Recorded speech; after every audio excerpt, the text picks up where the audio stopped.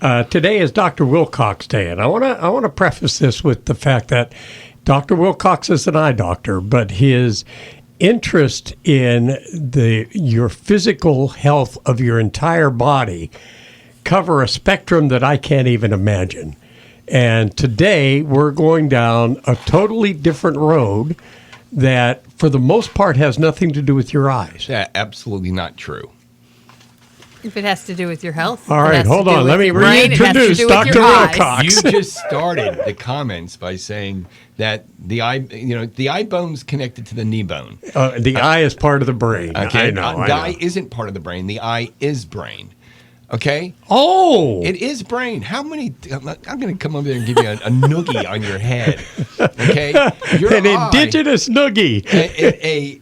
Your eye, when your brain is developing, these two little buds pop off and they move forward and they're exposed to the environment and they're called your eyes, the sensory organs. And so that's part of the diencephalon, okay? All right, but I would question the fact that you have ever phrased it as the eyes are the brain. Have you ever heard him phrase it that way? He said the eyes are brain tissue, which is basically the same. Your living room is part of your house, okay? Your hand is part of your arm. So anything you can do, and remember, there is no greater tissue there's no greater microcirculation per unit volume than there is in the retina of the eye and the related and associated tissues. So anything that's going to improve your circulation, improve your perfusion, and reduce your venous pressure is going to be good for you. And it's going to be good for your knee, your spleen, your kidney, your liver, your brain, your eye, your ear, okay? Yes. So because I take this, like you just said, thank you very much for the introduction, Even though you said it was wrong. Well, because you said it was wrong, because the eye isn't. Okay, I got you. So let's keep moving on. So I'm going to talk about saunas today. Okay. So you get in a sauna, it gets hot, you circulate, and all these good things happen to your body. America is, I tell people all the time, and the firefighter who was here recently who lost his diabetes by using the ancestral diet from cureamd.org. Anybody can buy the book for $10-20. He worked on his body. We're in sauna, get into sauna. You get hot, you get circulation, and there's hours of conversation that can go on about that, and I'll go through this. You improve your cardiovascular status. You reduce the risk of dementia, Alzheimer's, what's called all-cause mortality. Every reason you die reduces that risk. Reduces stroke and cardiovascular disease by the following features. Lots of studies being done, great in Finland and all over there, lots and lots of studies. There are, I'd have to go look at it again. I think there's like 3 million Finns and 4 million saunas over there, or something crazy like that. So they all sauna over there. So it's dose dependent, meaning if you do one sauna a week, you get a response and improvement. But if you do 4 to 7, you get a significant improvement in your health and wellness. I just showed you pictures of a beautiful sauna my son and I, and some help from others, built and used it last night. When sauna pool, because you're going to get hot and get all these things that happen. Then when you get cold, you're going to shunt all those dilated blood vessels and circulation from your skin back to your core. So it's a massage of your circulation system. So if you use a sauna, pardon the interruption, but is that why you see people go from a sauna into ice water, in the cold weather? I always tell people, I'm not preaching, I'm teaching. Okay. Correct. And so, we live very stress-free lives in America. We have food on every corner. We eat 3 to 4 meals a day with snacks in between, just in case. And it's bad food and all this sort of stuff. Our ancestors got here by struggling. They have periods of starvation. We went through stress to get here. And I'll get to some of those things. But since we don't have stress, not that we don't have stress in our life, we've got to pay the bills and gas is $5 and all that stuff, but we don't have this physical stress. And we put undue, unnatural, bad biochemical stresses in our bodies, toxins and whatnot. So if you sauna 2 to 3 times a week, you have 22% improvement or less likely to have disease or improvement in these conditions. But if you do 4 to 7, it's 63% improvement. Isn't that amazing? 2 to 3, in these studies, these major studies, when they're ruling out all these different cofactors, you're 22% if you do this sauna 2 to 3 times a week for 20 minutes, less likely to die from sudden cardiovascular death, and you have an improvement in your risk of dementia, Alzheimer's, stroke, hypertension. And if you do the same thing 4 to 7 times a week, it's a 63% favor. That's huge. Huge. Now, who's going to do this sauna, 4 times a week? Correct. Well, you can. If it's 20 minutes and you have a way to get to it easy, quicker, faster. And so you have a 40% reduction in all-cause mortality and hypertension, and it mimics moderate, intense exercise. Moderate intense? Yeah. So if you broke your leg and you can't exercise, or for any number of reasons you're infirm to the level that you can't exercise, sauna is equivalent to exercise. So what if you just don't like exercising? Yes, it's beneficial. Remember, yes, you lose weight, you burn calories, and exercise is better than sauna. 2, exercise in sauna is fantastic. 3, sauna is equivalent to exercise in most regards. So if you had to pick one, do the exercise. 2, if you don't like exercising, do your saunas. Is the target 20 minutes?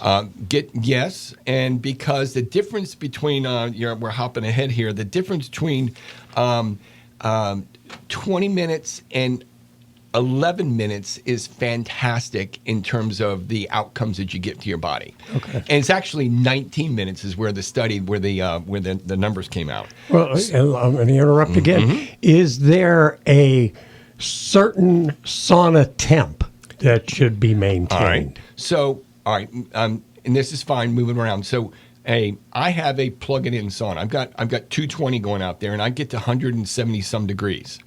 Now, if you start a fire in a sauna, which is, that's for somebody else. I'm not going to go sit there and take 2 hours to get a fire going. No. But if they can get to, other temperatures a little hotter than that. There's infrared saunas, which warm your body through these wavelengths, and we're talking about wavelengths all the time. They only get you up to like 140 degrees. And so the studies show that the improvements are when you get to 163 degrees. And this one study that shows this great improvement. We're getting ahead, so let me back up. So I took some notes here to stay on time. So your heart rate can go up to 120 beats a minute. You sweat. When you sweat, you detoxify. So like if somebody's drinking, you smell alcohol in their breath. If you're eating garlic, you smell garlic in your skin. How do you get stuff out of your body? You pee, you poo. You got your liver, you got your kidneys, you got your breath, and you got your skin. And the largest organ in your body is your skin. Right. And by sweating, you get rid of cadmium and aluminum, and these heavy metals that are linked to diseases. And like, for instance, and as an aside, I haven't used deodorant like 4 years.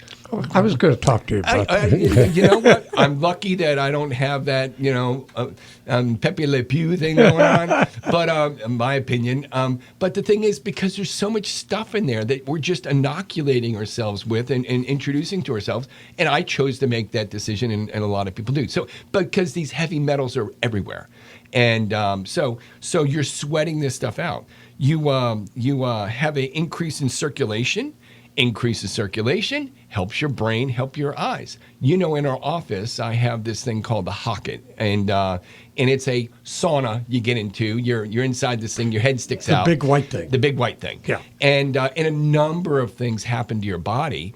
But I've had that for, 6, 7 years. And we have patients who, when they choose to go down those roads in our office for health and wellness, then there's the value of having this sauna experience there. It's nowhere near 170 degrees in there, but there's a lot of other features and benefits that happen.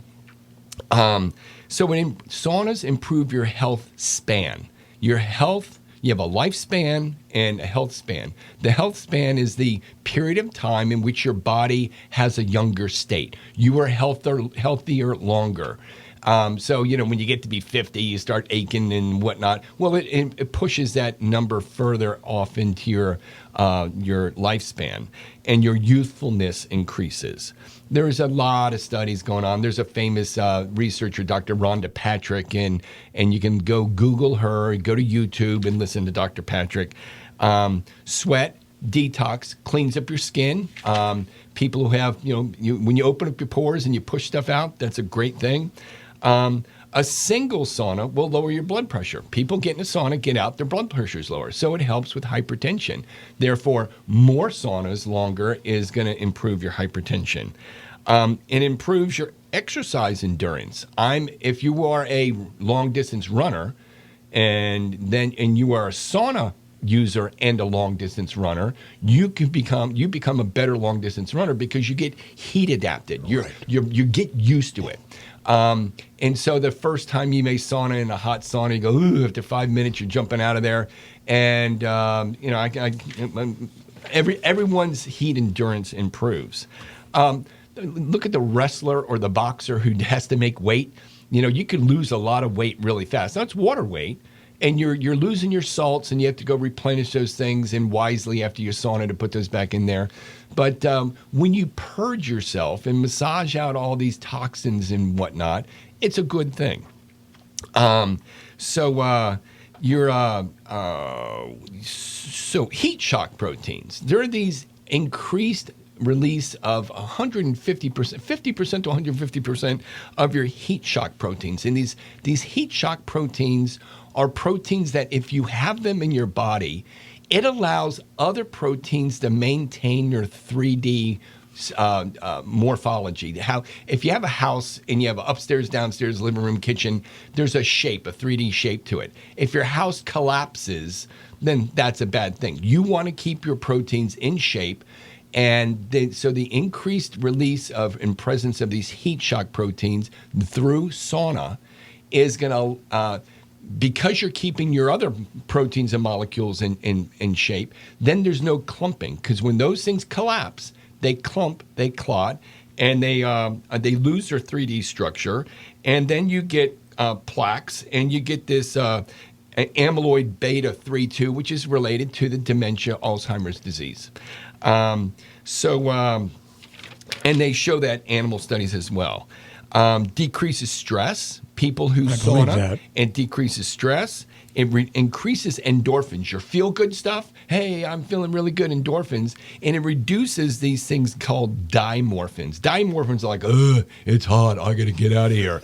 And so your dimorphins are reduced, and it actually lets you push through it. Because when you had the runner high, once you get to a point, you get that runner's high. So it facilitates all that stuff to increase your endorphins, and they can stay increased for up to 2 to 5 days.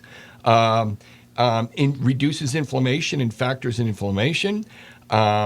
It helps with your neuroplasticity, the ability for your brain to make new neurons and new connections, and reduces improves antioxidants and reduces inflammation. Are there any bad sides? Not many. Don't let little kids go in there. They don't sweat. Right. And if you have certain cardiovascular problems, go through your primary care physician. Okay. The detox, heart rate variability, some stats here. 10% humidity. I throw water on the rocks, and you Yeah. have to have humidity in there if you have that choice. But a 50% increase in heat shock proteins versus at 19 minutes of duration versus a 8% with 11 minutes. So sauna, good. Circulation, inflammation. You have to replace your minerals. Ask me a question. I can go on for hours. I know you're giving me the sign. But with all of what you said, do you know the question that's on my mind? Yeah. No. At the end of the night, do you unplug your sauna? Oh, yeah. Or do you leave it on all the time? I have a timer. And so it only goes 50 minutes. See, there's a thermostat and a timer. Okay. And I'm thinking of energy bills. You're sitting. You're talking. It's actually not that expensive when you do these things. And there's a lot of ways you can get saunas into your home. You don't have to do the Mac Daddy thing that I chose to do, but then that's my choice. But you can buy them online. During the pandemic, they were sold out. Everyone's doing saunas when they're sitting at home, and there was a lot of backup of availability of parts. But yeah, sauna. I recommend the ones that get hotter.